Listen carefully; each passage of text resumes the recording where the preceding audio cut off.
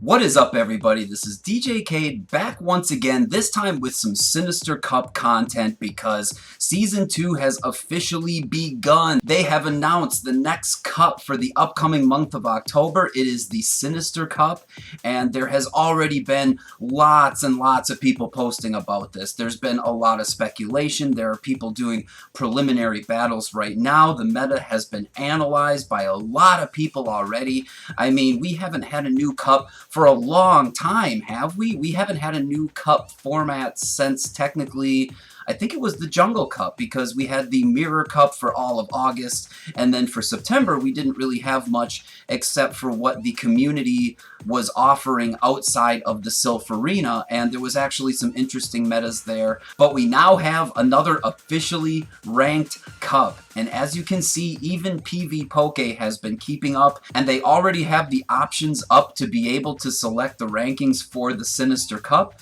so you can already go to PvPoke and compare to see what the best Pokemon are going to be in this case.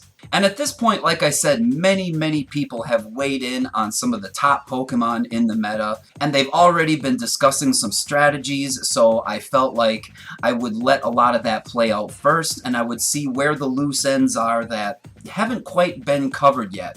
And one of the things that I wanted to bring up, especially for the Sinister Cup, is that a lot of people right out of the gate, like less than 24 hours after the cup has been announced, have already been saying, bruh, come on, man, like, if you don't got the Shadow Ball, man, like, you ain't gonna be able to do nothing in this cup. Like, you don't even want to use him, like, if you don't got the Shadow Ball. I mean, he's balling with the Shadow Ball. I mean, what are you doing here, man? Like, ain't you ever seen the first movie, dude? Like, ain't you ever seen you two throwing them Shadow Balls? Like, that's like a Pokemon Hadouken, man. Like, he's balling. It's even got ball in the name, dude. That's how ballin' Shadow Ball is. Like, if you don't got that Shadow Ball, son, you ain't doing nothing in this cup. Like, you better just bench that boy. So what I want to do in this video is I want to be that nerdy dissenting voice that says maybe we jump to conclusions on Haunter in this meta.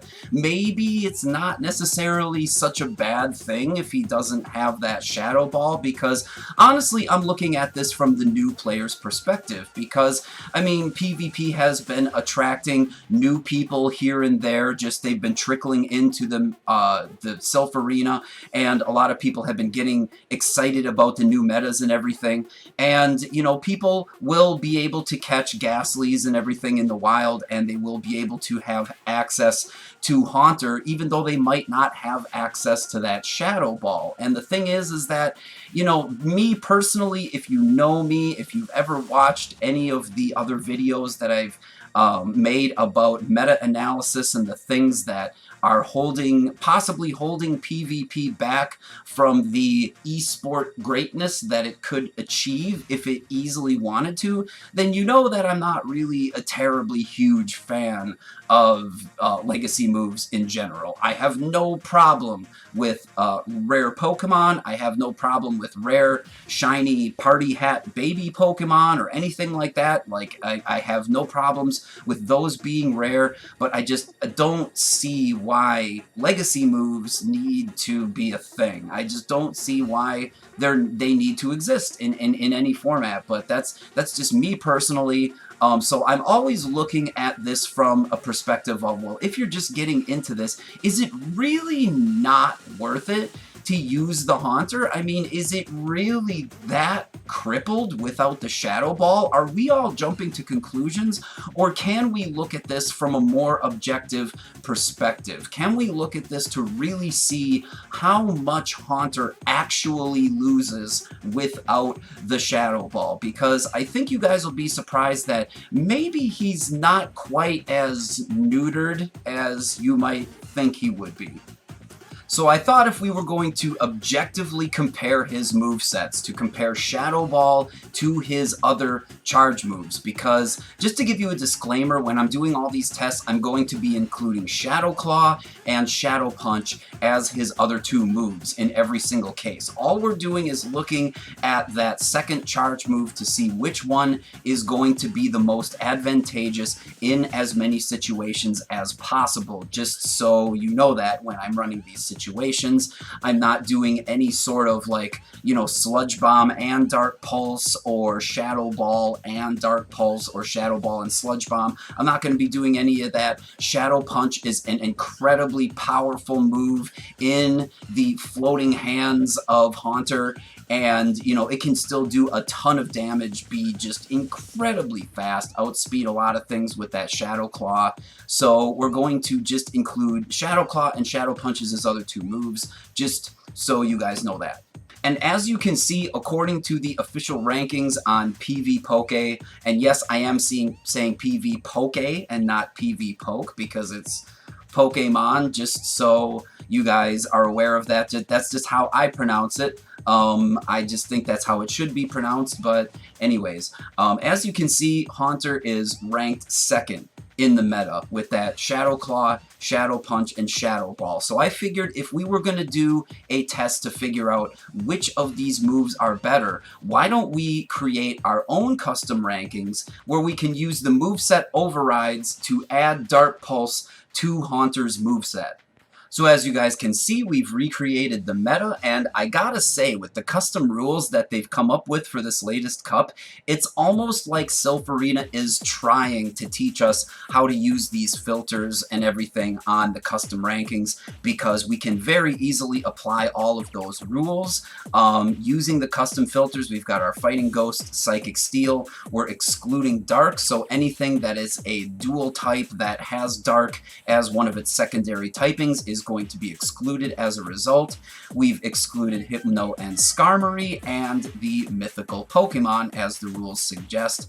And when we simulate, this is actually going to come out a little different than the rankings that they give us on the other page. As you can see here, we have Drifblim ranking as the second place Pokemon, whereas on our official rankings, we have Haunter, and Steelix is number 3, whereas Steelix has taken a drop to number 5, and the rankings have changed around quite a bit as a result. And now the reason for that is because it does not optimize the optimum move sets into the Pokemon when it's taking these rankings into consideration. So somebody at PvPoke looked at all these Pokemon and decided like which of these move sets are going to be the best for this meta, and they put those in. When you're looking at the rankings page on the Sinister Cup, you have to realize that somebody looked at these and decided like these are going to be the optimum move sets for that situation, and you don't really get that because what you're getting here is the optimum move sets for an open meta. And they're just kind of copy pasting those movesets into there. So what we can do to get a little bit more accurate ratings is to go down to moveset overrides, and we can use the quick fill option, which is something that I did not cover in my custom rankings, my create your own meta video. So what you can do is just click on Sinister Cup Meta, and you won't be able to see this on the screen, unfortunately, but there's going to be I see a few options. There's New Custom Group, Great League Meta, and Sinister Cup Meta. So if we click on that, we might have to click New Custom Group and then click on Sinister Cup Meta. There we go. Now it auto-populates with all of the optimum move sets that you're going to really need in this meta. And as you can see, some of them have been added. I don't think a lot of these would have needed to be changed. For some reason, this populates 2 movesets for Poliwrath. I'm not really sure why. But Mudshot and Bubble are both very viable in this meta. Either one you have is going to be very, very good. So basically, what I thought I could do is find Haunter in this, click on him, we'll click on Haunter, and we will change the Shadow Ball to the, actually what we'll do is we'll leave it for now, and we'll see how these custom movesets have changed the rankings. So as you can see, when we hit simulate, we're going to wait for this to come up here so you can see this changeover in real time. All of a sudden, we have completely different rankings. Where's Bastiodon? Steelix dropping to number 6. Haunter being at number 2. And Drifblim dropping to number 3. And some of these rankings are going to change based on the movesets of the other Pokemon and how much more easily Pokemon like Drifblim and Poliwrath and Gardevoir in this case can beat other Pokemon based on their new custom movesets. You got to keep that in mind. But one thing I noticed about this whole meta is that even with slightly different movesets, many Pokemon in this meta can still be viable under different circumstances. So if you don't have the optimum movesets, or if you've ran out of TMs, you can still build your team in a way that's actually really effective in this meta. But anyways, now we have Haunter at that number 2 position in our custom rankings. So now what we want to do is change that over to a Dark Pulse. We'll go back down to Haunter, click here and select Dark Pulse as our other move. We'll keep Shadow Punch and Shadow Claw as we said before. And we're going to simulate that. And as you can see, after it comes up, Haunter is still ranked number 3 in this meta. I mean, he falls a little bit behind Drifblim. I mean, Drifblim is pretty good with some of his moves, like Hex is not really nearly as good as Shadow Claw, and he's not going to get to his moves anywhere near as fast, but Haunter is still no slouch. He's still not completely unusable. I mean, take a look at this. He still outranks Dusclops. He still outranks Misdreavus and Dusknoir with all the, I don't think he has the elemental punches, but he does have a little bit of variety, but he outranks Dusknoir as well. He also outranks Banette and Drifloon and Gengar and all of the other ones that aren't going to really be relevant. So is he really that unusable without the Shadow Ball? Well, how about we dig a little bit deeper into this? How about we really apply some more numbers here and see where the differences come in? So for this next section, I'm actually going to head over to just the regular rankings page for the Sinister Cup, because when you head over to this page, this is a feature that you don't yet have in the custom rankings page, and I would really like to see this implemented. I know this is probably going to be a huge project for PvPoke and the guys over there, but this is something I'd like to see implemented in the custom rankings. But if we go to the regular rankings, you can click on Haunter, and you can see Haunter versus the entire Sinister Cup. And as you can see, this is a 1-to-1 shield situation where we have Shadow Claw, Shadow Punch, and Shadow Ball. Now what I'm going to do is, just in the interest of time, I'm going to run a lot of different simulations, and I'm going to populate this table that you see below me with all the different numbers that we're going to get from having different combinations of the 2v2 shield with Shadow Ball and the 1v2 with Dark Pulse and all these other things, just to see how much we really lose out in the rankings without having that Shadow Ball. And say if we wanted to run Sludge Bomb in this case, maybe you wanted to have a little bit of a different strategy, you could go in that direction. So we'll see how this plays out after we run some of these sims. And as you guys can see from the rankings already, I've only done the 2 shield situation on our Haunter against the other shielding situations on the opponent in the meta. And as you can see from the comparisons already, Shadow Ball is doing a little bit better in the 2v2 shield situation, but it's actually not exceeding Dark Pulse by a whole lot. In fact, we still get the same number of wins in the meta with Shadow Ball and Dark Pulse in the 2 versus 1 and in the 2 versus 0 shield situation. And Sludge Bomb, even though it does take a few more losses, it's really not terrible either in any of those situations. So basically what we're looking at right now is that if Haunter has 2 shields, then it really isn't going to matter whether, you know, I mean, we might pick up a couple more wins, but I think those wins that you're going going to get are going to be so negligible that, like, in the case of if you wanted to use Haunter as a lead, already he's looking pretty good, but we're going to keep going further into this. And once we factor in all of the one shield situations for Haunter, as you can see, there still isn't that much difference. I mean, yes, Haunter with Shadow Ball does pick up one extra win in the 1 versus 2 and the 1 versus 1 shield situation, and Sludge Bomb does marginally worse, like with 1 or 2 extra losses, but again, it's really not too much of a difference. So again, why are so many people writing off Haunter without the Shadow Ball right away? Well, I think what's going to happen is once we get into those no shield situations, the ratings are going to change for us quite significantly, because I've ran some tests, and when you see this, this is where the key difference is going to come in. And this is the part where I'm going to have to give those people credit who said that Haunter without the Shadow Ball might not be viable, because as you can see in the 0 versus 2 and 0 versus 1 shield situations, there is just absolutely no difference between any of the other charge moves in the set. But as you can see, we pick up 10 wins in the 0 versus 0 shield situation, and I think a lot of that has to do with the fact that in a lot of situations, Shadow Ball is just going to be that much more powerful to finish off certain Pokemon.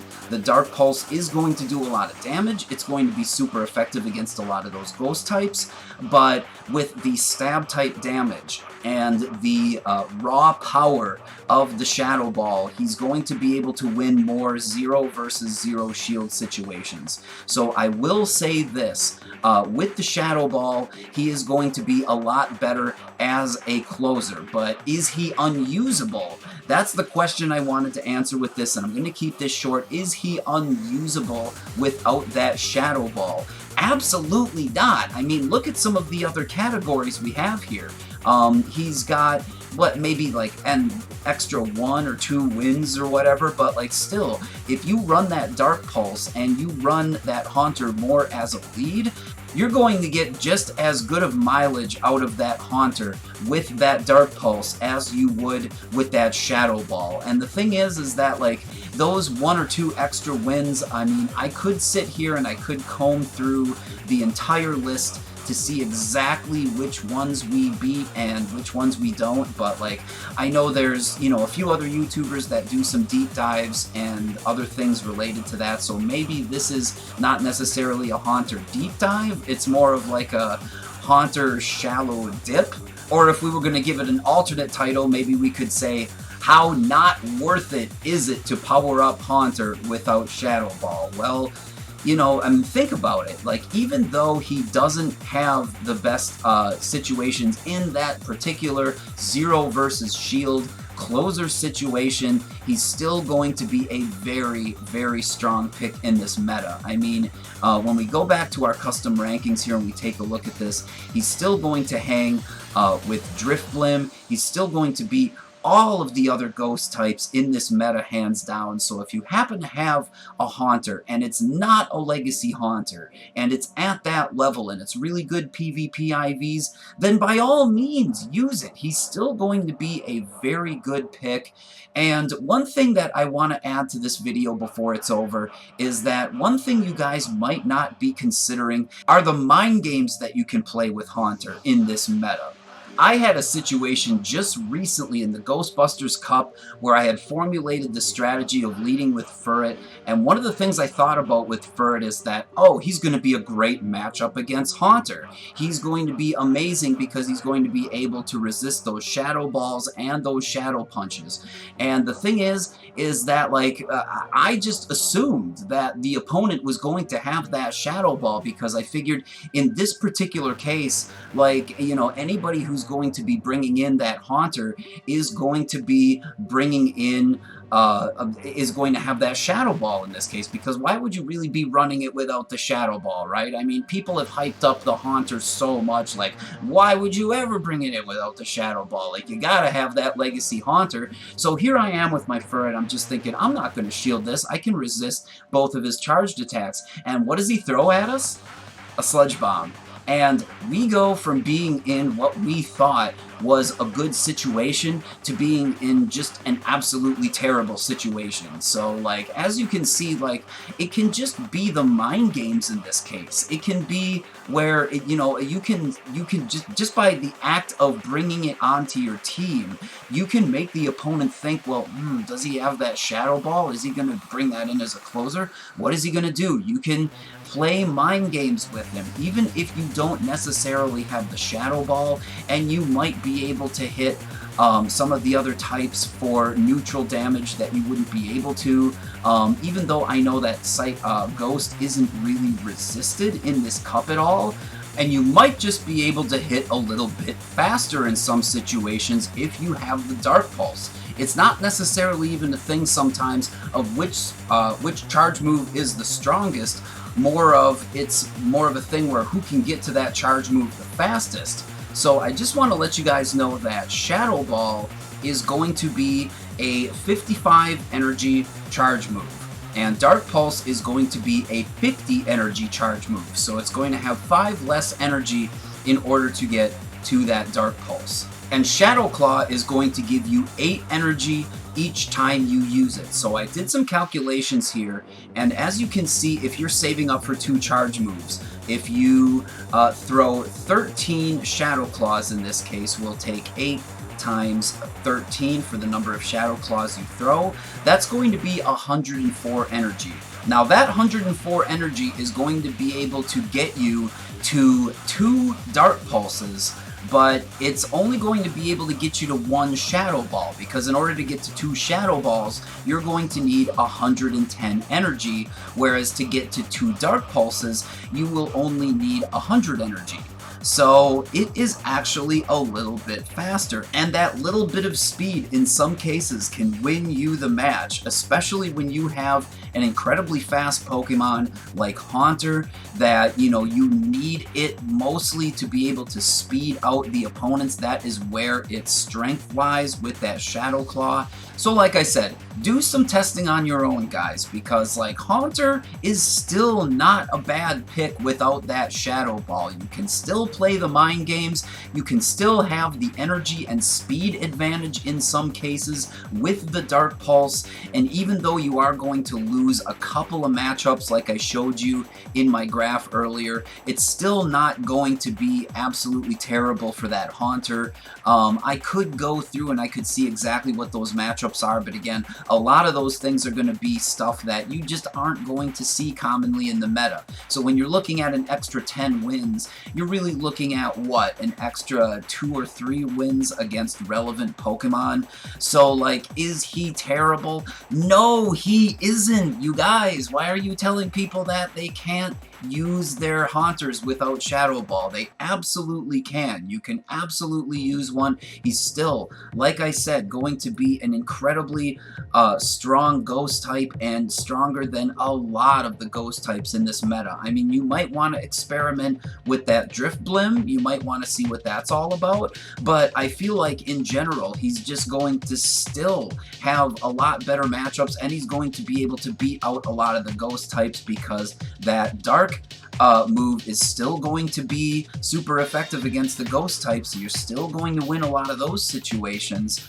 And like I said, like, it's very, very early. The month of October hasn't even started. We haven't even been able to have ranked matches yet. So for all you guys out there still battling, still testing things, don't discount Haunter, even if he doesn't have the balls.